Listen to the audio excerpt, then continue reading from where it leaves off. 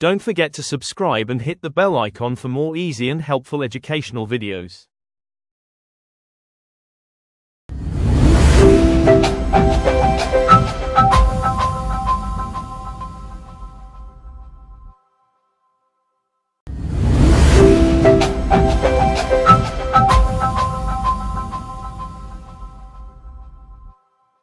Paper 4 New Media Unit 5.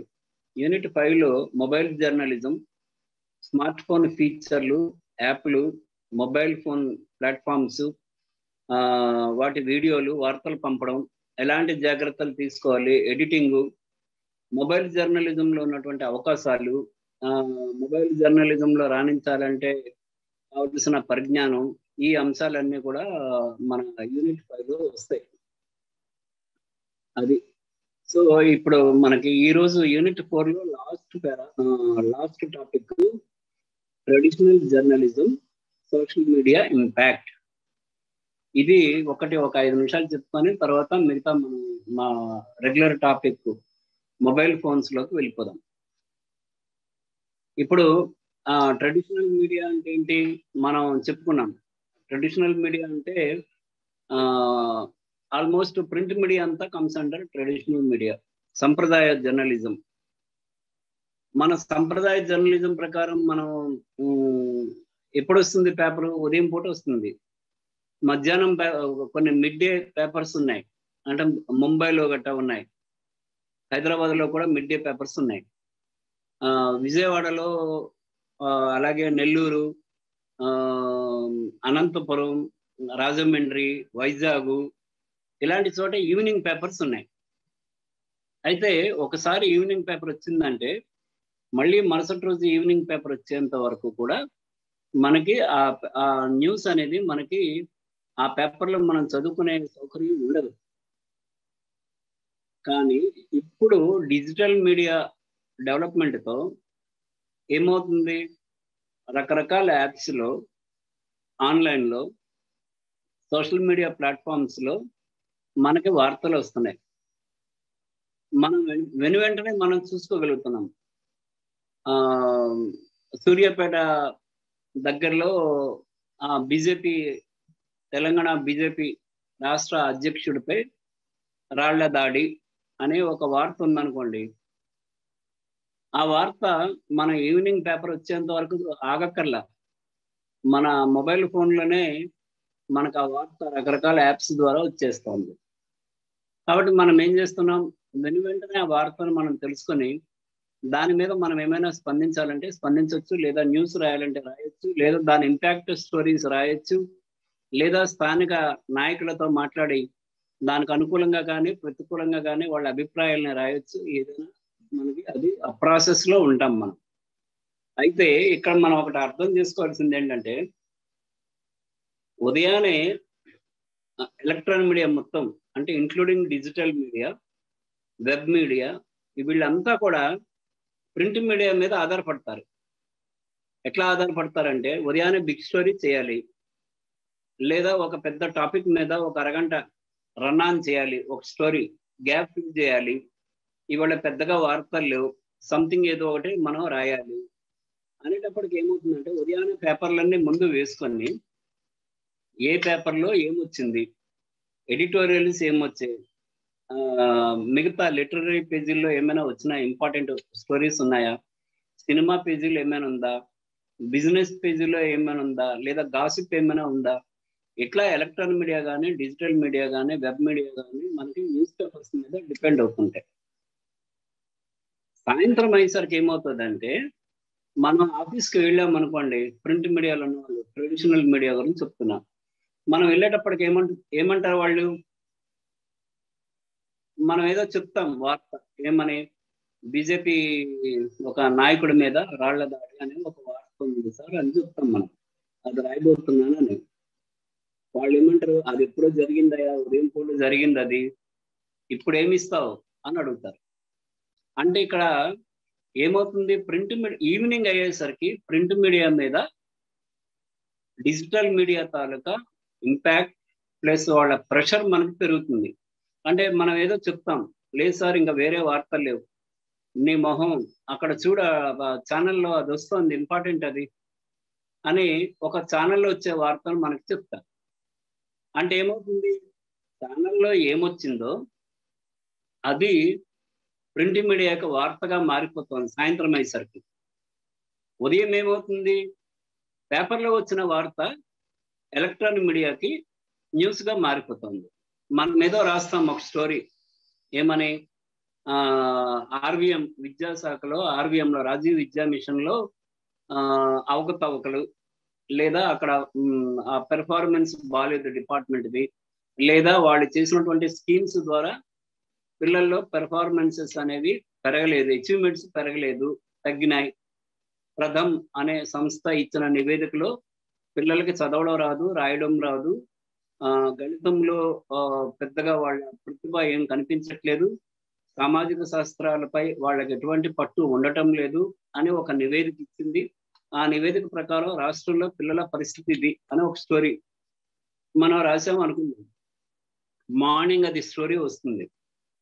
రాగానే ఆ స్టోరీని ఛానల్ ఏమో టేకప్ చేసి మరికొంచెం డాటాని స్పైసీగా దాన్ని మలిచి అదొక బిగ్ స్టోరీ కింద కన్వర్ట్ చేసుకొని వాళ్ళేమో ప్రసారం చేసుకుంటారు.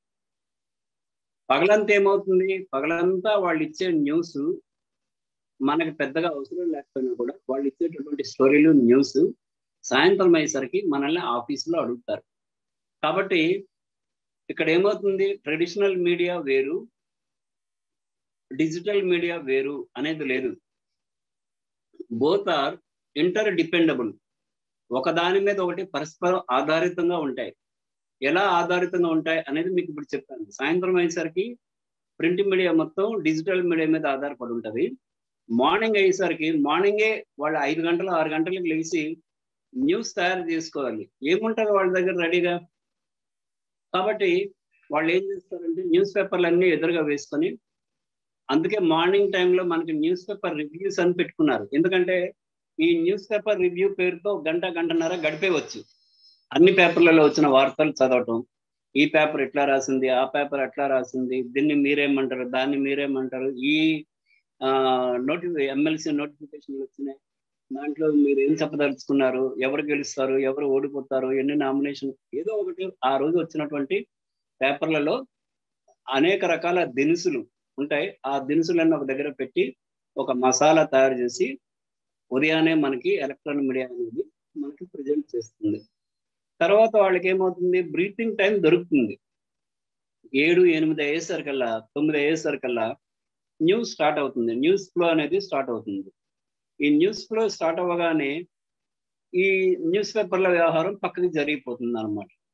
ఇంకా వాళ్ళు స్వతంత్రంగా వాళ్ళకు వచ్చేటటువంటి వార్తల మీద ఆధారపడి దాన్ని ఫాలో అప్ ఏమో చేసుకుంటారు. ఏదో ఆంధ్రప్రదేశ్ ఛత్తీస్గఢ్ బోర్డర్లోనో లేకపోతే ఒరిస్సా బోర్డర్లోనో ఇంకో చోట నక్సలైట్ల మీద కాల్పులు, ఇంతమంది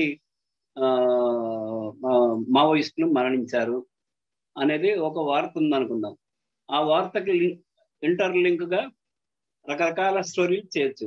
గతంలో మావోయిస్టులు చేసినటువంటి దుశ్చర్యలు ఏంటి, లేదా పోలీసులు కాల్పుల్లో గతంలో జరిగిన సంఘటనలు ఏంటి, ఎవరు ఎప్పుడు చనిపోయారు, అగ్రనేతలు ఎవరైనా ఉన్నారా, ఉంటే వాళ్ళు ఏ ప్రాంతానికి చెందిన వాళ్ళు, అది ఛత్తీస్గఢ్లో జరగచ్చు, ఇంకో చోట జరగచ్చు, అందులో మన తెలుగు వాళ్ళు ఎవరైనా ఉన్నారా, ఉంటే ఎవరు, వాళ్ళ వివరాలు ఏంటి, వాళ్ళు చేసినటువంటి ఘటనలు ఏమైనా ఉన్నాయా గతంలో, ఇవన్నీ కూడా ఇంటర్లింక్డ్ స్టోరీస్. ఒక చిన్న వార్త మావోయిస్టులపై కాల్పులు 26 మంది మరణం అని వచ్చింది అనుకోండి. ఆ మావోయిస్టులపై కాల్పులు 26 మంది మరణం అనేది ఆ ఒక్క వార్తకే పరిమితం కాదు. ఆ వార్తతో పాటు అనుబంధమైనటువంటి స్టోరీలు ఉంటాయి. అంటే మీకు ఇప్పుడు ఫలితాలు ప్రకటించారు. ఫలితాలు ప్రకటించగానే సివిల్ సర్వీస్ ఫలితాలు ప్రకటించారు అనుకుందాం. ప్రకటించారు అనగానే ప్రకటించారు అనేది ఒక ప్రధాన వార్త. వాస్తవానికి కొన్నిసార్లు ప్రధాన వార్త లోపల పేజీలకు పోతుంది. ఆ ఫలితాల్లో టాపర్ మన రాష్ట్రానికి చెందినవాడు ఉండొచ్చు, లేదా పక్క రాష్ట్రానికి చెందిన తెలుగువాడై ఉండొచ్చు. ఆయన పక్క రాష్ట్రానికి చెందిన వాడైనప్పటికీ కూడా మన ప్రాంతంలో ఉండొచ్చు నివాసం పలు కారణాలతో. ఉన్నప్పుడు మనం ఇప్పుడైనా హైదరాబాద్ అయినా అండి, మన విజయవాడలో ఆయనతో పనేముంది అనుకుంటాం. ఆయనేమో హైదరాబాదీ కావచ్చు, కానీ ఫ్యామిలీ, కుటుంబం, సిస్టర్స్ అందరూ కూడా విజయవాడలో ఉంటారు.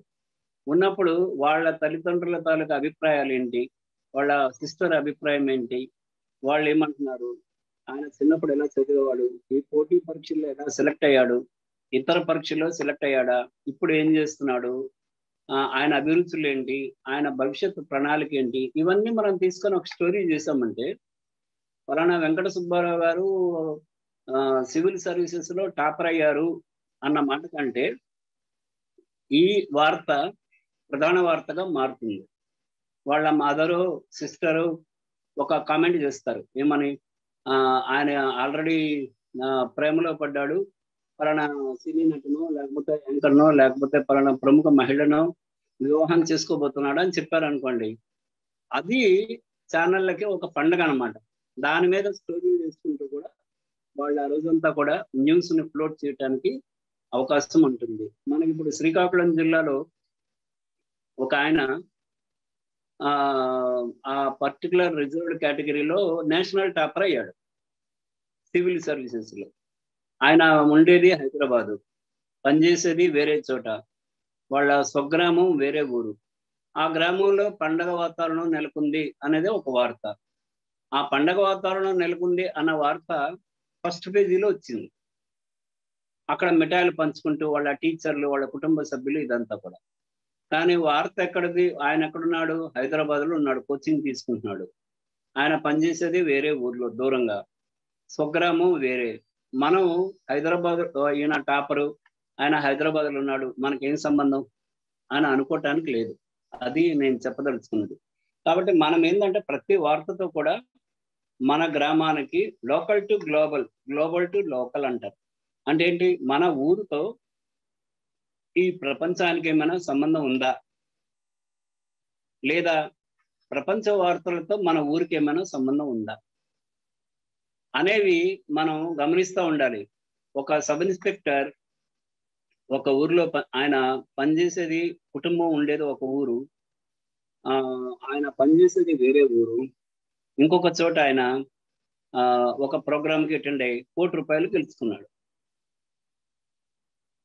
ఇది హైదరాబాద్ లో జరుగుండొచ్చు, కానీ ఆయన స్వగ్రామం ఏది, అక్కడ స్థానికులు ఎట్లా ఫీల్ అవుతున్నారు, ఈయన ₹1,00,00,000 గెలుచుకోవడాన్ని, విజయాన్ని, మిగతా అధికారులు ఎట్లా ఫీల్ అవుతున్నారు, వాళ్ళంతా వాళ్ళ స్పందన ఏమిటి, ఈయన ఇంత గెలుచుకునేంత తెలివి తన డిపార్ట్మెంట్ లో చూపిస్తున్నాడా, చూపించట్లేదా, చూపిస్తే ఎట్లా చూపించాడు, ఆయనకు ఉన్నటువంటి ఇతర అభిరుచులు ఏంటి, ఆ అభిరుచుల ప్రకారం ఆయన ఏం చేస్తున్నాడు, ఇట్లాంటి వివరాలన్నీ తీసుకొని మనం పాఠకుడికి చేరవేసినప్పుడు పాఠకుడికి ఏంటంటే అనుబంధ వార్తల మీద ఎక్కువ ఆసక్తి ఉంటుంది. ఒక హీరో, హీరోయిన్ విడిపోయారు, ఆ రోజుతో అయిపోయింది. కానీ విడిపోయిన తర్వాత ఆ హీరో, హీరోయిన్ ఏం చేస్తున్నారు అనే ఆసక్తి జనంలో ఎక్కువ ఉంటుంది. ఒక ముఖ్యమంత్రి రోజువారీ దినచర్య ఏంటి, ఒక ముఖ్యమంత్రి ఉదయం పూట ఏం తింటారు, రాత్రిపూట ఏం తింటారు, ఉదయం ఎన్ని గంటలు లేస్తారు, రాత్రి ఎన్ని గంటలు పడుకుంటారు, ఇది పాఠకుడిని ఎక్కువ కట్టిపడేస్తుంది అనమాట. ఈయన ఏం చేస్తాడు, ఉదయం పూట వ్యాయామం చేస్తారా, చేస్తే ఎటువంటి వ్యాయామం చేస్తారు, సినీ నటులు ఎవరు ఏంటి, వాళ్ళు ఏం తింటారు, ఎక్కడుంటారు, వాళ్ళ అభిరుచులు ఏంటి, ఇట్లాంటి వార్తల మీద పాఠకులకు ఎక్కువ ఆసక్తి ఉంటుంది. కాబట్టి మనం ఒక పక్క డిజిటల్ మీడియా, ఒక పక్క ప్రింట్ మీడియాను పెట్టుకున్నప్పుడు both are inter dependable media processes అని మనం చెప్పొచ్చు. ఇప్పుడు now come back to our topic 5, mobile journalism. Mobile మనం మాట్లాడుకుంటూనే రకరకాల టాపిక్స్ డిస్కస్ చేస్తూనే మనం మొబైల్ జర్నలిజం గురించి మనం తెలుసుకున్నాం. ఆల్రెడీ కొద్దిగా మనం మాట్లాడుకున్నాం, ఇప్పుడు కూడా మనం మాట్లాడుకున్నాం. మొట్టమొదట మనకి ఫోన్ ఉండేది. ఫోన్ తర్వాత ఏమైంది, ఆ ఫోన్ తర్వాత నెక్స్ట్ డెవలప్మెంట్ ఏమొచ్చింది, ఫోన్లోనే ల్యాండ్ లైన్లో డిజిటల్ ఫామ్ వచ్చింది. అంటే ఎవరు ఫోన్ చేస్తున్నారో మనం తెలుసుకోవచ్చు, కాలర్ ఐడి అంటారు దాన్ని, అది వచ్చింది. తర్వాత ఏమొచ్చింది, ఫోన్ తాలూకా ఎక్స్టెన్షన్ వచ్చింది. మనం పాత సినిమాలు చూస్తే phone, original phone land line ఒక చోటు ఉంటుంది, దాని ఎక్స్టెన్షన్ ఇంట్లో ఉంటుంది. ఆ ఎక్స్టెన్షన్ ఫోన్ అనేది అప్పట్లో ఒక అద్భుతం. ఒక 40 ఏళ్ళు 50 ఏళ్ల క్రితం ఒక మహా అద్భుతం అనమాట. అంటే ఫోన్ అక్కడ ఉంటే ఎక్స్టెన్షన్ ఫోన్ లో మాట్లాడటం అనేది. ఆ ఎక్స్టెన్షన్ ఫోన్ కోసం సినిమాల్లో ఒక కాన్సెప్ట్ పెట్టేవారు. ఎట్లా, ఒక హీరో హీరోయిన్ ఫోన్ చేసుకుంటుంటే వాళ్ళిద్దరు అక్కడ మాట్లాడుకుంటున్నప్పుడు రెగ్యులర్ ఫోన్ లో ఆ ఎక్స్టెన్షన్ ఫోన్ లో తండ్రి తల్లు విలను వినటం అని పెట్టేవారు. విని వాళ్ళ సంభాషణ మొత్తం తెలుసుకొని దానికి అనుగుణంగా వీళ్ళు వ్యవహరించేవారు అనేది సినిమా కథనం. అయితే అటువంటి ఎక్స్టెన్షన్ అనేది గొప్పగా ఉండేది. మనకి ఒక లోకల్ కాల్ తీసుకోవటం సులువుగా ఉన్నప్పటికీ కూడా పక్క ఊరి వాళ్ళతో మాట్లాడాలంటే మనం ట్రంక్ కాల్ అనే దాన్ని బుక్ చేయాల్సి వచ్చేది. అంటే మనం పక్క ఊరిలో ఉన్నటువంటి రాజమండ్రి నుంచి కొవ్వూరు మాట్లాడాలి అంటే కొవ్వూరుకు కూడా ట్రంక్ కాల్ బుక్ చేయాలి. ట్రంక్ కాల్ బుక్ చేస్తే ఆ ఇలా మనం బుక్ చేసిన వాళ్ళ సంఖ్య ఆధారంగా, వాళ్ళకు ఉన్నటువంటి లూప్స్ ఆధారంగా ఒకరి తర్వాత ఒకరికి నోట్ చేసుకొని 1 by 1 కలిపి మీ ట్రంక్ కాల్ లైన్ కలుపుతున్నాం మాట్లాడండి అని ఇచ్చేవారు అనమాట. తర్వాత నెక్స్ట్ డెవలప్మెంట్ లో ఐఎస్డిలు వచ్చినాయి. ఐఎస్డిలో ఇంటర్నేషనల్ తర్వాత ఇంటర్నేషనల్ స్ట్రైట్ డైలింగ్ వచ్చింది, ఎస్డి వచ్చింది. అంటే మనం కొవ్వూరు కానీ పక్క ఊరిలో కానీ ఎక్కడికైనా మాట్లాడుకునే సౌకర్యం కలిగింది. తర్వాత ఐఎస్డి వచ్చింది, ఇంటర్నేషనల్ స్ట్రైట్ డైలింగ్ వచ్చింది. వచ్చినప్పుడు మనం వేరే దేశాల వాళ్ళతో కూడా మనం మాట్లాడుకోగలిగాం. ఇదంతా కూడా ఎట్లా, స్థిరంగా మన ఇంట్లో ఉన్నప్పుడు మాత్రమే. తర్వాత ఎప్పుడైతే ప్రైవేట్ ఆపరేటర్స్ మన ఈ టెలికమ్యూనికేషన్ రంగంలోకి వచ్చారో వాళ్ళు ఏం చేశారు, ల్యాండ్ లైన్ కూడా ఇవ్వటం మొదలు పెట్టారు. అంటే మన ల్యాండ్ లైన్ మన కారులో పెట్టుకొని మన ఆఫీస్కి వెళ్తూ కూడా ల్యాండ్ లైన్కి వచ్చే ఫోన్లను అటెండ్ అయ్యే సౌకర్యం కొన్ని పట్టణాల్లో ఉండేది, ఇంక్లూడింగ్ హైదరాబాద్. అంటే ఫోన్ మనం ఇంటి దగ్గర డిస్కనెక్ట్ చేసి ఆ ఫోన్ని మన కారులో పెట్టుకొని వెళ్తే ల్యాండ్ లైన్కి వచ్చే ఫోన్లను కూడా మనం అటెండ్ కావచ్చు అనమాట. ఒక 40 కిలోమీటర్లు 50 కిలోమీటర్ల రేడియస్ లో మన ల్యాండ్ లైన్ ఏమో పనిచేసేటట్టుగా ఉండేది. తర్వాత నెక్స్ట్ డెవలప్మెంట్ ఏంటి, మొబైల్ ఫోన్లు. మొబైల్ ఫోన్లు అంటే మొట్టమొదటి హ్యాండ్ ఫోన్స్ అని వచ్చాయి. హ్యాండ్ ఫోన్స్ తర్వాత సెల్ ఫోన్లు వచ్చినాయి. తర్వాత ఏమొచ్చినాయి, సెల్యులర్ ఫోన్లు వచ్చినాయి. తర్వాత మొబైల్ ఫోన్లు వచ్చినాయి. ఈ మొట్టమొదటి వచ్చినటువంటి ఫోన్లు అంటే అరౌండ్ 1973. అంటే ఇప్పటికి ఎన్నాళ్ళైంది, దాదాపు అదొక 30 ఏళ్ళు, ఇదొక 50 ఏళ్ళు అనుకోండి. దాదాపు 50 ఏళ్ల నుంచి ఈ మొబైల్ ఫోన్ల మీద సాంకేతికమైనటువంటి కసరత్తు అనేది జరుగుతుంది. 1973లో మొట్టమొదటిసారి మోటరోలా కంపెనీ ఏం చేసిందంటే ఈ హ్యాండ్ ఫోన్ ని డెవలప్ చేసింది. కానీ తర్వాత ఏమైందంటే 1979లో జపాన్కి చెందినటువంటి నిప్పన్, మనకి చిన్నప్పుడు నిప్పన్ బ్యాటరీలు అని ఉండేవి, మరి అందరూ చూసే ఉంటారు. ఆ నిప్పన్ బ్యాటరీల కంపెనీ సెల్యులర్ నెట్వర్క్ ని డెవలప్ చేసింది. Cellular phone is different from cellular network. అయితే 1992లో బార్సిలోనా ఒలింపిక్స్ జరుగుతున్న టైంలో ఐబిఎం కంపెనీ ఏం చేసిందంటే స్మార్ట్ ఫోన్లను డెవలప్ చేసింది. 92లో మేము స్మార్ట్ ఫోన్ ని మార్కెట్లోకి తీసుకొస్తున్నాం అని ఐబిఎం ప్రకటించినప్పటికీ కూడా అది మార్కెట్లోకి రావడానికి దాదాపు 2 ఏళ్ళు పట్టింది. అంటే 1992లో అనౌన్స్ చేసినప్పటికీ కూడా 1994 వరకు ఆ స్మార్ట్ ఫోన్ ని మార్కెట్లోకి తీసుకురాలేకపోయింది. మొత్తానికి తర్వాత తీసుకొచ్చింది, అది గ్రాండ్ సక్సెస్ అయింది. అది గ్రాండ్ సక్సెస్ అయిన తర్వాత 2000లో 3G నెట్వర్క్ అనేది అవైలబిలిటీలోకి వచ్చింది. ఆ అవైలబిలిటీలోకి రాగానే మిగతా ప్రపంచంలో 3G ఉన్నప్పుడు మన భారతదేశంలో 2G మాత్రమే ఉండేది అందుబాటులో. ఆ 2G టైం 3G టైంలో స్మార్ట్ ఫోన్స్ అనేవి స్టార్ట్ అయినాయి. 2007లో స్టీవ్ జాబ్స్ ఎప్పుడైతే యాపిల్, అంతకుముందు ఆయన మ్యాక్ వరల్డ్ ఉండేవాడు, మ్యాక్ వరల్డ్ ఉంటుండగానే ఐఫోన్ ఏమో ప్రమోట్ చేశాడు. తర్వాత అది యాపిల్లోకి వచ్చిన తర్వాత యాపిల్ ఐఫోన్లు అనేవి స్టార్ట్ అయినాయి. ఇంటర్నెట్ ఫోన్స్ అంటారు, ఐఫోన్స్ అంటారు. ఇది ఇది ప్రక్రియ. మన భారతదేశంలో ఆల్మోస్ట్ 2000 నుంచి అప్పుడు ప్రముఖులు కొంతమందికి మాత్రమే ఫోన్లు ఉంటే, తర్వాత సామాన్యులకి, అంటే సామాన్యులు అంటే చిన్న చిన్న పనులు చేసుకునే వాళ్ళు కూడా సెల్ ఫోన్ల వినియోగంలోకి వచ్చారు. అంటే 2000 నుంచి 2020 ఈ 20 ఏళ్ల కాలంలో భారతదేశంలో ఉన్న జనాభా కంటే సెల్ ఫోన్ల వాడకం ఎక్కువ ఉంది. అంటే మనం దాదాపు 130 కోట్ల జనాభాని మనం భారతదేశం అనుకుంటే, మనం వాడుతున్నటువంటి సెల్ ఫోన్లు దాదాపు 200 crores ఉన్నాయి. అంటే కొంతమంది దగ్గర 2 ఫోన్లు, 3 ఫోన్లు ఉన్నాయి, 4 ఫోన్లు ఉన్నాయి, కొంతమంది దగ్గర 2 సిమ్లు ఉన్నాయి. ఇప్పుడు ఆల్మోస్ట్ ఏంటంటే ప్రతి ఒక్కరు కూడా డ్యూయల్ సిమ్ వాడుతున్నారు. 2 ఫోన్లు 2 జోబుల్లో క్యారీ చేయాలంటే కష్టం కాబట్టి ఒకే ఫోన్లో 2 సిమ్లు. కొన్ని కంపెనీలు 3 సిమ్లు, 4 సిమ్లు ఉన్నటువంటి ఫోన్లను కూడా సప్లై చేస్తున్నాయి. కాబట్టి ఎక్కువ, అంటే ఒక మనిషి 2 సిమ్లు వాడుతున్నాడంటే 100 కోట్ల మంది ప్రజల్లో కనీసం ఒక 70-80 కోట్ల మంది వాడుతున్నా కూడా 2 సిమ్లు వాడుతున్నారంటే 120 కోట్లు అక్కడే అయిపోయింది. కాబట్టి మా సెల్ ఫోన్ల వినియోగం ఎంతగా పెరిగింది అనేది మనకు అర్థమవుతుంది. ప్లస్ సెల్ ఫోన్ల వినియోగం, దాని తాలూకు ప్రయోజనాలు కూడా మనకి అంతే ఎక్కువగా ఉన్నాయి. 2016 తర్వాత శాంసంగ్ కానీ, యాపిల్ కానీ, చైనా కంపెనీ హువాయి కానీ, ఇవన్నీ కూడా రకరకాల మోడల్స్ ని డెవలప్ చేసినాయి. అంటే స్మార్ట్ ఫోన్స్ లోనే డిజిటల్లో టెక్నాలజీ పరంగా కానివ్వండి, 2G ఫోన్ల తర్వాత 3G తర్వాత 4G, ఇప్పుడు 5G ఫోన్లు వస్తున్నాయి. అలాగే న్యూ జనరేషన్ ఫోన్లు వస్తున్నాయి. మెమరీని పెంచాయి, ర్యామ్ను పెంచాయి, గ్రాఫిక్స్ని పెంచాయి. ఇట్లా ఒక్కొక్క అవసరాలు బట్టి, వినియోగదారుల అవసరాలను దృష్టిలో పెట్టుకొని ఆ ఫోన్ల తాలూకా సాంకేతిక సామర్థ్యాలను పెంచుకుంటూ రకరకాల ఫోన్లు వస్తున్నాయి.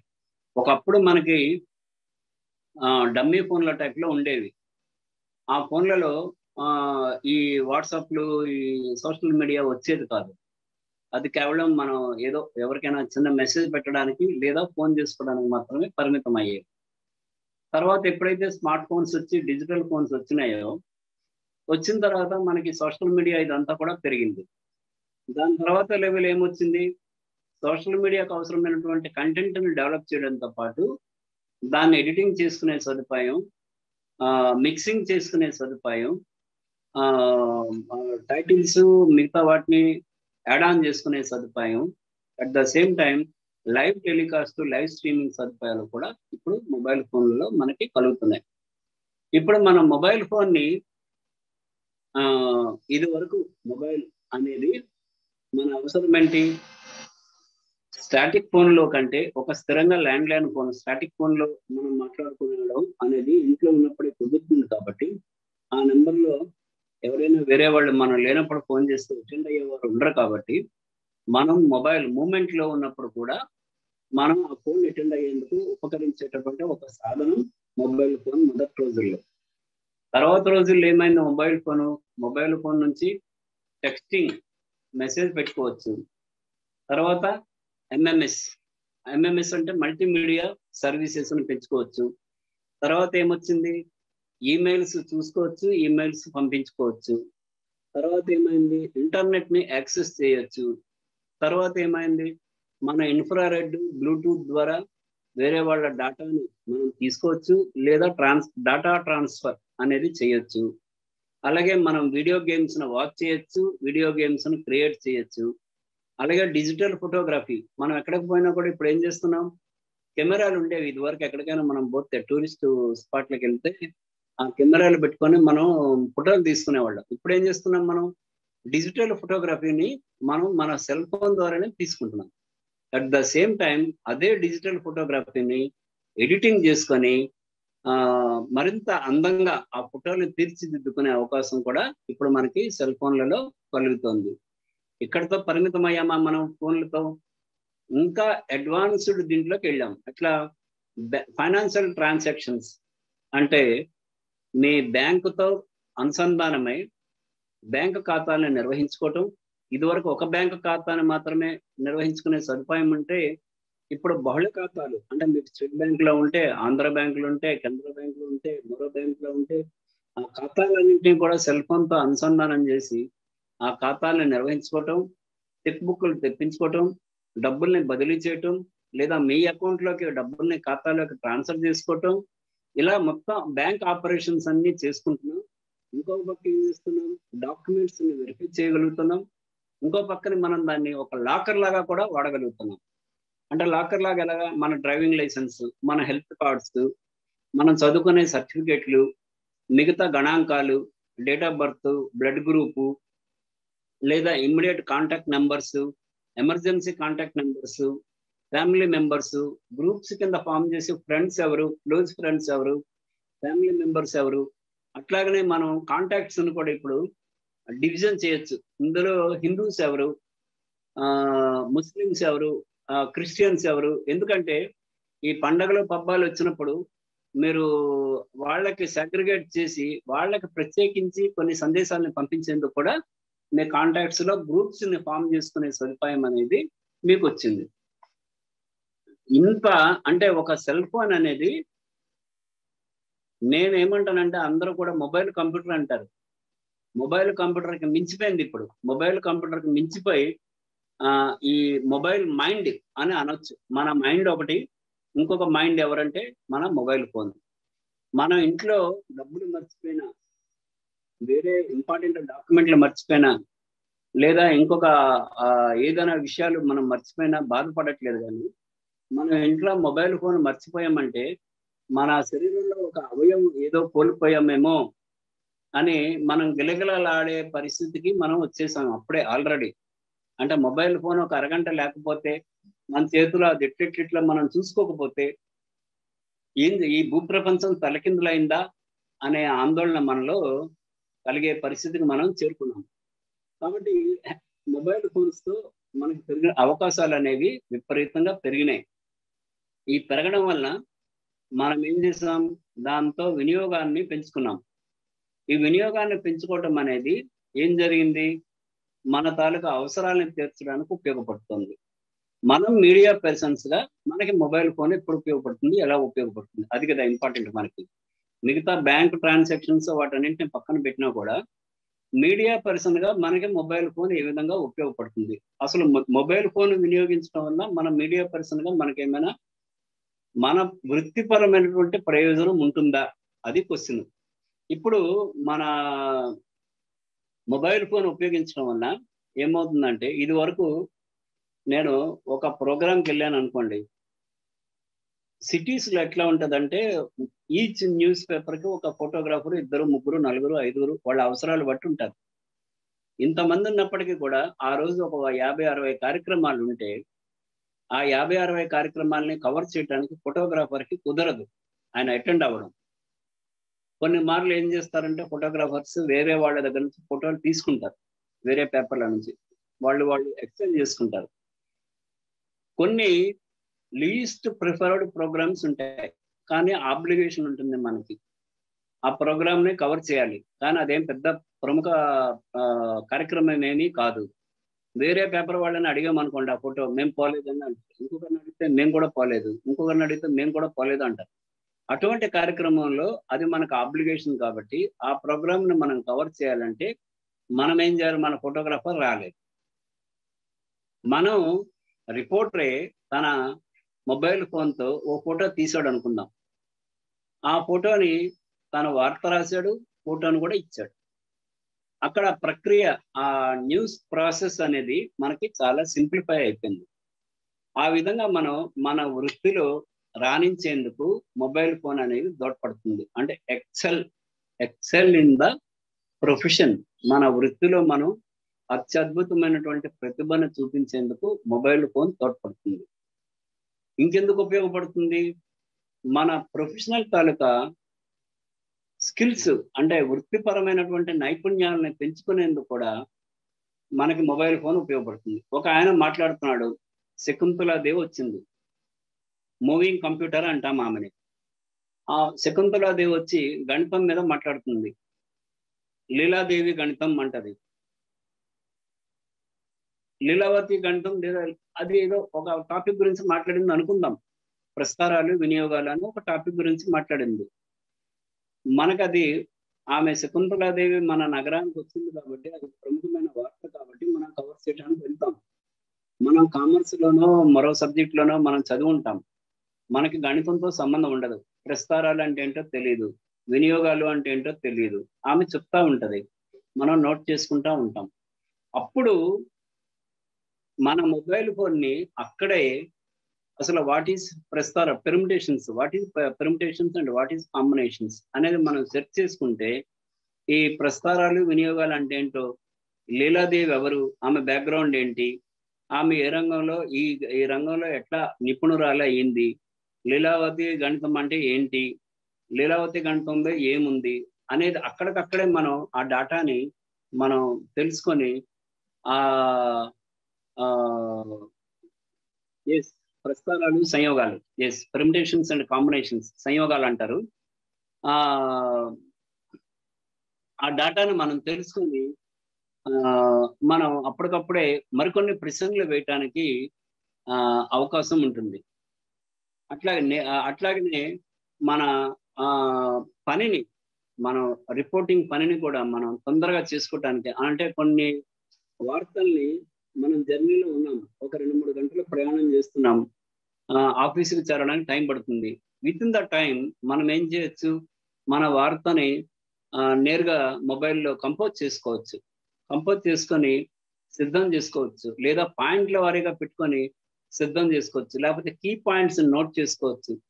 ఇట్లా మనం చేయడం వల్ల మొబైల్ ఫోన్ మన వృత్తిపరమైనటువంటి ఎదుగుదలకి ఎంతో ఉపయోగపడుతుంది అనమాట. అలాగే మనం మొబైల్ ఫోన్లో ఉండటం వల్ల ఏమవుతుంది, డిఫరెంట్ గ్రూప్స్ లో మనకి ఇన్ఫర్మేషన్ వస్తుంది ఎప్పటికప్పుడు. ఈవేళ ఉదయం 9 మంది నామినేషన్లు దాఖలు చేశారు ఎమ్మెల్సీ స్థానాలకి అనే ఒక సమాచారం వచ్చింది. మధ్యాహ్నం అయ్యేసరికి ఈ రోజు 15 మంది నామినేషన్లు దాఖలు చేశారు, 15 మందిలో సో ప్రముఖులు ఉన్నారు. సాయంత్రం అయ్యేసరికి ఈ రోజు మొత్తం నామినేషన్ల సంఖ్య 21. ఆ 21 మందిలో వీళ్ళంతా ప్రముఖులు, వీళ్ళు ఈ పార్టీకి చెందిన వాళ్ళు అనే డాటా వచ్చింది అనుకోండి. అంటే ఏమవుతుంది, మీరు స్థిరంగా ఒక దగ్గర ఉన్నప్పటికీ కూడా మీ మొబైల్ ఫోన్ మీకు ఒక సమాచార సేకరణ వ్యవస్థగా కూడా పనిచేస్తుంది అనమాట. అట్లాగే మనకు వచ్చినటువంటి డాటాని ఎడిట్ చేసుకోవటం, డాటా అంటే ఫొటోస్ కానివ్వండి, వీడియోలు కానివ్వండి, వాటిని ఎడిట్ చేసుకోవటం, సేమ్ టైం మన పర్సనల్ వీడియోలు ఏమైనా ఉంటే కూడా వాటిని అప్లోడ్ చేసుకోవటం, అలాగే సోషల్ మీడియాను వాచ్ చేయటం, అలాగే వెబ్ కాస్టింగ్ చేసుకోవచ్చు ఫేస్బుక్ ద్వారా, లేదా ఇతర సోషల్ మీడియా ప్లాట్ఫామ్స్ లో మనకు కావలసినటువంటి అంశాలను మనం అప్లోడ్ చేసుకునే అవకాశం, లేదా లైవ్ స్ట్రీమింగ్ చేసుకునే అవకాశం, ఇన్ని సదుపాయాలు మనకి వృత్తిపరంగా మనకి ఈ మొబైల్ ఫోన్ల వల్ల కలుగుతున్నాయి అన్నమాట. ఇప్పుడు మొబైల్ ఫోన్ అనేది మన టాపిక్ లో ఉంది కాబట్టి మొబైల్ ఫోన్ అనే మాటను ఎక్కువ వాడుకుంటున్నాం. మొబైల్ ఫోనే కానక్కర్లేదు, అది ఎనీ స్మార్ట్ ఫోన్స్ కావచ్చు, టాబ్లెట్స్ కావచ్చు, మన డిజిటల్ కెమెరాస్ కావచ్చు. కొన్ని డిజిటల్ కెమెరాస్ లో కూడా ఇప్పుడు అడ్వాన్స్డ్ టెక్నాలజీ వచ్చింది. ఏమొచ్చింది, డిజిటల్ కెమెరాలో కూడా ఒక పక్క ఫోన్లో మనం ఫోటోలు తీస్తూ, సిరీస్ ఆఫ్ ఫొటోస్ ని మనం తీస్తూ సౌండ్స్ ని రికార్డ్ చేసుకునే సదుపాయం, ఆన్లైన్ లోనే మనం వెంటనే అక్కడికక్కడే ఎడిటింగ్ చేసుకునే సదుపాయాలు కూడా మనకు వచ్చాయి. అయితే ఈ మొబైల్ ఫోన్ లో మనం వాడేటప్పుడు మనం కొన్ని ఒక మావోయిస్ట్ నాయకుడిని మీరు ఇంటర్వ్యూ చేయాలి. రాత్రి 10 గంటలకో 11 గంటలకో మీకు ఒక వ్యక్తి వస్తాడు, తీసుకెళ్తాడు. చీకట్లో నడవాలి, మీకు అక్కడ లైటింగ్ ఉండదు, ఆ రోడ్డు దుర్భరంగా ఉంటుంది, పవర్ ఉండకపోవచ్చు, మీరు వెళ్ళే ప్రాంతంలో బ్యాటరీ రీఛార్జింగ్ సదుపాయం ఉండకపోవచ్చు. ఇలాగా మనం ఏం చేయాలంటే, మనం చేస్తున్నటువంటి ప్రాజెక్ట్ ఏదైతే ఉందో, ప్రాజెక్ట్ అంటే న్యూస్ ప్రాజెక్ట్, దానికి అనుగుణంగా మన ప్రిపేర్నెస్ అనేది ఉండాలి. మనం అక్కడికి వెళ్ళగానే మన ఫోన్లో డేటా అయిపోయింది, ఛార్జింగ్ అయిపోయింది, మొబైల్ ఫోన్ పనిచేయటం లేదు, మన దగ్గర రాసుకోవడానికి పెన్ను పుస్తకం లేదు, ఫోటోలు తీయడానికి కెమెరా లేదు, మీరు అంత దూరం పోయి ఏం చేస్తారు?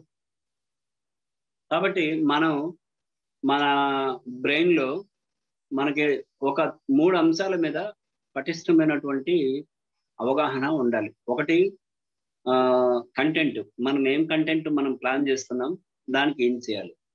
తర్వాత మొబిలిటీ, మనం ఎక్కడికి పోతున్నాం, ఎక్కడికి వస్తాం, ఎంత టైం పడుతుంది, మన ట్రాన్స్పోర్ట్ ఇదేంటి, మనం మళ్ళీ ఏ టైంకి రీచ్ అవుతాం, ఇదొకటి. మూడోది కనెక్టివిటీ. కనెక్టివిటీ అంటే 2 రకాలు ఇక్కడ. మళ్ళీ connectivity by the transport, connectivity with technology. మనం ఒక మోడర్న్ సిస్టమ్ ద్వారా మేము అనంతపురం పర్యటనకు వెళ్ళినప్పుడు, అలాగే తిరుపతిలో ప్రపంచ తెలుగు మహాసభలు జరిగినప్పుడు తిరుపతి నుంచి వార్త పంపాలి. మేమేం చేసామంటే మోడెంని పెట్టుకున్నాము. అక్కడే పెట్టుకొని మోడెం ద్వారా వార్తలు పంపేశాం మేము డైరెక్ట్గా. అక్కడికక్కడే కంపోజ్ చేయటం, అక్కడికక్కడే మోడెం ద్వారా మన వార్తలను పంపించడం. మోడెం ద్వారా వార్తలు పంపిస్తే ఇప్పుడు ఈమెయిల్ ద్వారా పంపామనుకున్నాం. ఈమెయిల్ ఏమవుతుంది, ఈమెయిల్ వాళ్ళంతా మళ్ళీ డౌన్లోడ్ చేసుకుని దాన్ని కంపోజ్ చేసుకోవాలి. మోడెం ద్వారా వార్త పంపేశాం అనుకోండి, దాన్ని డైరెక్ట్గా వాళ్ళు పేజీలో పెట్టుకునే సదుపాయం ఉంటుంది. కాబట్టి మనం వార్తను పంపాలంటే లేదా దాన్ని ఎడిట్ చేసుకోవాలంటే దానికి ఉన్నటువంటి టెక్నాలజికల్ కనెక్టివిటీ ఏముంది అనేది మనం ముందుగా ఒక క్లారిటీతో ఉండాలి. దీనికి నేనేం చెప్తానంటే, ముందు స్టోరీని ప్లాన్ చేయాలి. అంటే స్టోరీని ప్లాన్ చేయాలంటే ఏంటి, మనం వెళ్తున్నటువంటి స్టోరీ తాలూకా యాంగిల్ ఏంటి. ఎందుకంటే స్టోరీ యాంగిల్ బట్టి మనకి అవసరాలు మారుతాయి. అలాగే ఆ స్టోరీలో ఏమైనా పొటెన్షియల్ ఇన్ఫర్మేషన్ ఇచ్చేవాళ్ళు ఉన్నారా, సోర్స్ ఏమైనా ఉందా, ఉంటే ఆ సోర్స్ ఏంటి, ఆ సోర్స్ని రీచ్ అవటం ఎలాగా.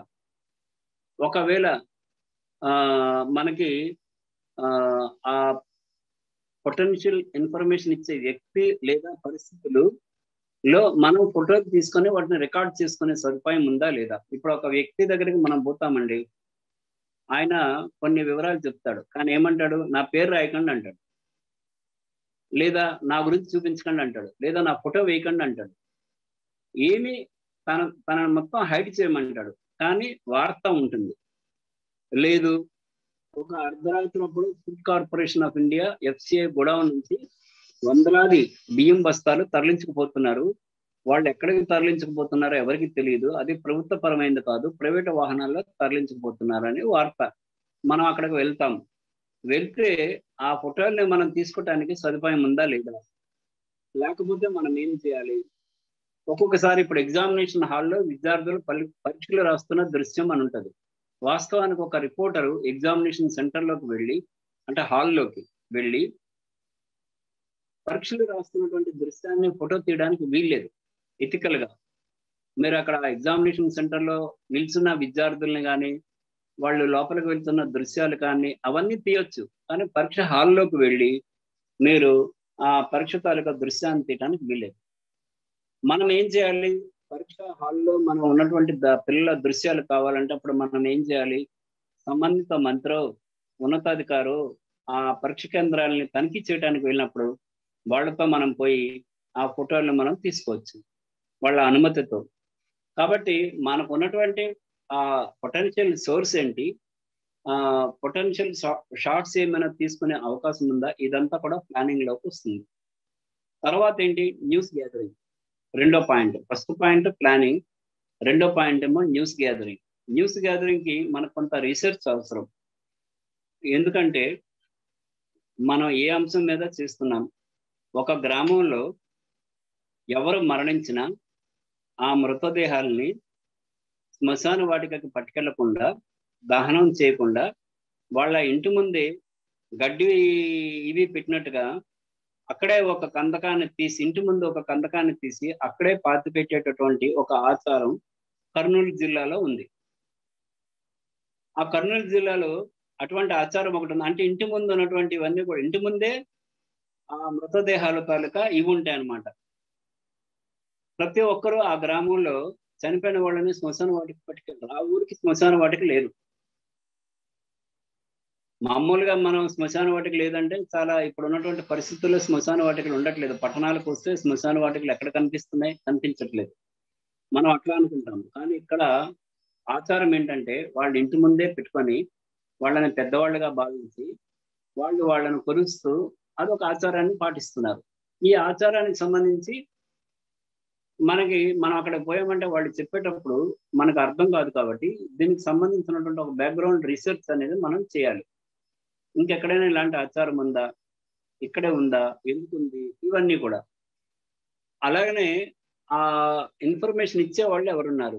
కొంతమంది ఆ గ్రామంలో జరిగిన సంఘటనలకు సంబంధించి నేరుగా ముందుకొచ్చి వాళ్ళు సమాచారం ఇవ్వడానికి ఇష్టపడరు. అంటే ఒక అత్యాచార ఘటనలో 4 యువకులు ఎన్కౌంటర్ కి గురైనప్పుడు ఆ గ్రామానికి రిపోర్టర్లు వెళ్తే, ఈ యువకుల గురించి మీకు ఏమైనా తెలుసా అంటే గ్రామస్తులకు తెలిసినప్పటికీ కూడా వాళ్ళెవరు కూడా ముందుకొచ్చి వీళ్ళు ఇట్లాంటి వాళ్ళు అట్లాంటి వాళ్ళు అని చెప్పడానికి భయపడతారు. లేదు, ఎన్కౌంటర్ జరుగుతున్న సంఘటన దగ్గరే ఆ వాహనాల్లో వెళ్తూనో లేకపోతే అక్కడ నడుచుకుంటూ వెళ్తూనో ఆ దృశ్యాలను చూసిన వాళ్ళు, లేదండి వీళ్ళని తీసుకొచ్చి అక్కడ కాల్చి పడేశారు, అదేమి ఎన్కౌంటర్ కాదు, వాళ్ళు ఏం పారిపోలేదు, తుపాకులు లాక్కోలేదు అనే సోర్స్ వాళ్ళ దగ్గర ఉన్నప్పటికీ కూడా వాళ్ళు మనకి చెప్పడానికి భయపడతారు. అందుకే పోలీస్ డిపార్ట్మెంట్ ఏం చేస్తుంది, ప్రజలు స్వచ్ఛందంగా ముందుకొచ్చి చెప్పడానికి భయపడతారు కాబట్టి ఎనానిమిటీతో వాళ్ళు ఏమైనా ఇన్ఫర్మేషన్ ఇస్తారేమోనని రివార్డులు అవార్డులు ప్రకటిస్తుంటారు. అంటే పలానా ఆయన గురించి, పలానా సంఘటన గురించి మీరు సమాచారం ఇస్తే మీకు 1 లక్ష రూపాయలు ఇస్తాం, లేకపోతే 2 లక్షలు ఇస్తాం, లేకపోతే పలానా వ్యక్తి తిరుగుతున్నాడు, ఆ వ్యక్తిని గుర్తుపట్టి మాకు అప్పగిస్తే, సమాచారాన్ని ఇస్తే మీకు ఒక 5 లక్షలు ఇస్తాం. ఇదంతా కూడా జరుగుతుంటది. మనకి రిపోర్టర్లుగా మనకేంటంటే ఒక క్రిటికల్ ఇది ఉంటుందన్నమాట. ఒక అమ్మాయి వివాహానికి సంబంధించి ప్రేమించిన అబ్బాయిని ఆమె తండ్రి ప్రోద్బలంతో అతన్ని చంపేశారు. అది ఒక కథనం అనుకుందాం. తండ్రి చంపించాడా లేదా అవన్నీ తర్వాత విషయాలు. కానీ ఆ తండ్రి గురించి ఎంక్వైరీ జరిగినప్పుడు అక్కడ ప్రజలు ఇన్ఫర్మేషన్ ఇవ్వడానికి భయపడతారు. ఎందుకు మనం లేనిపోని పోలీస్ రికార్డులకు మనం ఎందుకు వెళ్ళటం అని అనుకుంటారు. కాబట్టి అలాంటప్పుడు మనం ఎటువంటి సోర్సెస్ ని పట్టుకోవాలి. ఒకవేళ పట్టుకున్నా ఎవడో వచ్చి ఏం చెప్తాడు, ఫేక్ ఇన్ఫర్మేషన్ ఇవ్వచ్చు మనకి. లేదు సార్ ఈయన కాదు చంపింది మనకి కాశ్మీర్లో కానీ లేదా సరిహద్దు ప్రాంతాల్లో కొన్నిసార్లు జరిగినప్పుడు లేదా ఇతర దేశాల్లో జరిగినప్పుడు కొన్ని సంఘటనలకి ఎవరికి వాళ్ళే ఆల్ జజీరా వాళ్ళే క్లెయిమ్ చేసుకుంటారు, మేమే చంపేశాం అని. ఎందుకంటే ఇంత తీవ్రమైన ఘటనకి పలానా వాళ్ళు బాధ్యులు అనగానే ప్రపంచం అంతా కూడా నివ్వెరపోయి ఇదొక తీవ్రవాద సంస్థ, బలమైనటువంటి ఉగ్రవాద సంస్థ అనే ప్రజల్లో ఒక భావన రావాలనే తపనతో వాళ్ళు చేయకపోయినప్పటికీ కూడా మేమే చేశాం అని ప్రకటించుకుంటారు. అంటే వాళ్ళకి పేరు రావాలని. వాడికి శక్తి లేదు, శక్తి లేకపోయినా కూడా మిగతా ప్రజలు ఇంత తీవ్రమైనటువంటి ఘటనకు ఒడిగట్టారు కాబట్టి వీళ్ళు బలవంతులు అని ప్రపంచం అనుకోవాలనేది వాళ్ళ భావన. ఇట్లాగా గ్రామాల్లో కూడా చిన్న చిన్న విషయాల్లో ఈ దొంగ ఓట్లు వేయడానికి వచ్చారండి, వేరే పార్టీ వాళ్ళే వాళ్ళ కార్యకర్తల్ని పంపించి కోర్ట్ ఆపరేషన్ చేస్తుంటారు. జెండా భుజాన వేరే పార్టీల తాలూకా గుర్తులు, సింబల్స్ ఏవో వేసుకొని వస్తారనమాట. కానీ వాడు ఒరిజినల్ గా వాళ్ళు ఇంకొక పార్టీకి చెందిన వాళ్ళే ఉంటారు. ఒక వ్యక్తి వచ్చి మనకు ఫోటో ఇస్తాడు, సార్ ఇతను వచ్చి పలానా పార్టీకి చెందిన వ్యక్తి వచ్చి దొంగ ఓటు వేస్తున్నాడు సార్ అని. ఆయన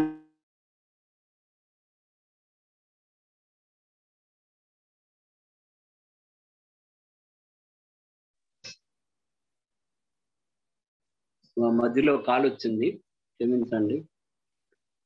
ఇలాంటి సమయాల్లో అటువంటి ఫోటోలో డాక్యుమెంట్, వీడియోను, ఇన్ఫర్మేషన్ మనం వెరిఫై చేసుకోవాల్సి ఉంటుంది. ఊరికి మనం పండుగ వేస్తున్నాడు కాబట్టి ఆయన పలానా ఆయన అని మనం వార్త ఏకపక్షంగా రాయటానికి లేదు.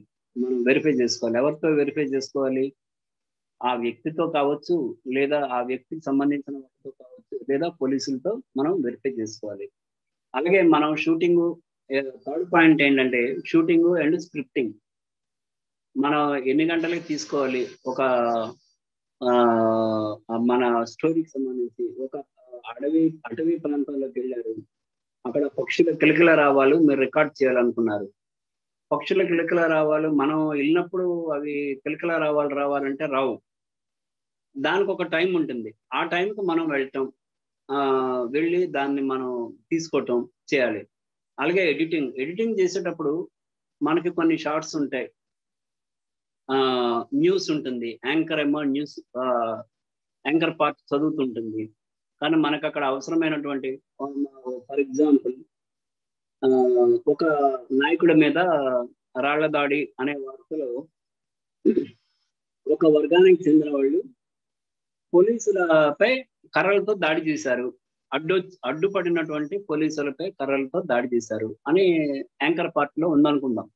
అప్పుడు మనం ఈ నాయకుడి మీద దాడి ఒక పక్క చూపిస్తూనే ఈ పోలీస్ పై ఒక వర్గానికి చెందిన నాయకుల దాడిని కూడా మనం చూపించాల్సి వస్తుంది. ఒక షాట్ ఇంకో షాట్ను కూడా తీసుకొని, డ్యూయల్ షాట్స్ ని ఈ రెండింటిని తీసుకొని ఒకదాని తర్వాత ఒకటి మనం యాంకర్ పార్ట్ కు అనుగుణంగా మనం చూపించాల్సి ఉంటుంది. ఒక్కొక్కసారి మనం తీసినటువంటి విజువల్ క్లారిటీ లేకపోవచ్చు. కాబట్టి మనం ఏం చేయాలంటే కొన్ని ఇంపార్టెంట్ విజువల్స్ ఏవైతే ఉంటాయో అవి ఎక్స్ట్రా మనం తీసుకొని పెట్టుకోవాలి. ఎక్స్ట్రా అంటే అదే స్టిల్ అని కాదు, వేరే స్టిల్ అయినప్పటికీ కూడా మనం కొన్ని ఎక్స్ట్రా స్టిల్స్ ని పెట్టుకుంటే దానివల్ల లాభం ఉంటుంది. ఇందాక మనం చెప్పుకున్నాం, ఆ అటవీ ప్రాంతానికి వెళ్ళి పక్షుల కిలకిల రావాలి అయిపోయింది. మనం స్టూడియోకి వచ్చాం, ఆ పక్షుల కిలకిల రావాలి వినిపించాలనుకుంటే మనం దాన్ని రికార్డ్ చేయలేదు అనుకోండి, ఆ సౌండ్స్ ని ఏమవుతుంది, మనం ఇక్కడికి వచ్చి వేరే ఆర్టిఫిషియల్ గా వేరే సౌండ్స్ ని పెట్టాల్సి వస్తుంది. ఒరిజినాలిటీ అనేది ఉండదు. కాబట్టి మనం వెళ్ళేటప్పుడు మన ప్లానింగ్ లోనే ఇవన్నీ ఉంటాయి. కాబట్టి మనం ఒక ప్రాంతానికి వెళ్ళామంటే అక్కడ ఇప్పుడు పోలీసులు కొడుతున్న దృశ్యం ఉంది, ఆ సౌండ్స్ ని, ఒరిజినల్ సౌండ్స్ ని మనం రికార్డ్ చేసుకోవచ్చు. లేదు అక్కడ హాహాకారాలు చేస్తున్నారు, ఒరిజినల్ సౌండ్ ని రికార్డ్ చేసుకోవచ్చు. లేదా పక్షులు కిలకిల రావాలి, ట్రాఫిక్ జామ్ సౌండ్స్, ఇంకొక రకమైనది, వాటిని మనం ఒరిజినల్ సౌండ్స్ ని మనం రికార్డ్ చేసుకుంటే అది మనం స్టూడియోకి రాగానే వాటిని మనం ఉపయోగించుకోవడానికి వీలుంటుంది. అట్లాగే ఇప్పుడు మనం ఫార్మేట్, మనం తీసినటువంటి వీడియో ఫార్మేట్ ఏ ఫార్మేట్ లో ఉందో చూసుకొని దాన్ని ఏ ఫార్మేట్ లో కన్వర్ట్ చేయాలనేది, ఈ టెక్నాలజికల్ బ్యాక్గ్రౌండ్ అనేది కూడా మనకి ఉంటే చాలా ఈజీ అయిపోతుంది అనమాట. ఓకే, మనం ఈ MP3 నుంచి MP4 లోకి మనం దీన్ని కన్వర్ట్ చేయాలి అనే ఒక భావనతో మనం సిద్ధంగా ఉంటాం. ఆఫీస్కి రాగానో ఆన్ ద వేనో మనం ఆ ప్రాసెస్, టెక్నికల్ ప్రాసెస్ అనే దాన్ని మనం కంప్లీట్ చేయగలుగుతాం.